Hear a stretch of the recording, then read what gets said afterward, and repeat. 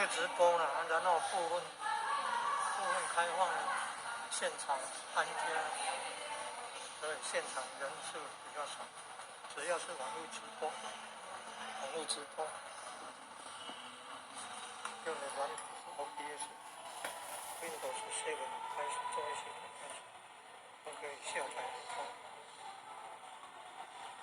现场要有摄影机，还有讲师的电脑。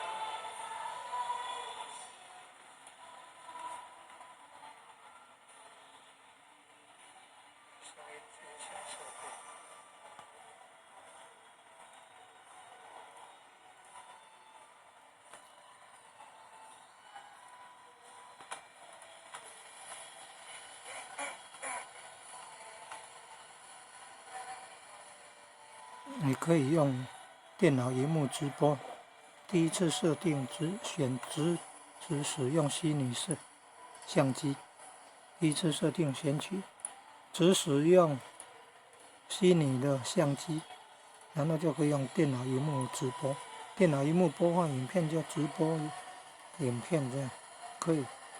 频宽了大了网络顺的话，可以全天24小时直播。直播读经也可以。透过摄影机的要有现场，要有架设摄影机线要接到电脑笔记型电脑，然后那个讲师讲桌那边也要有笔记型电脑，然后都要连接。很多学问呢。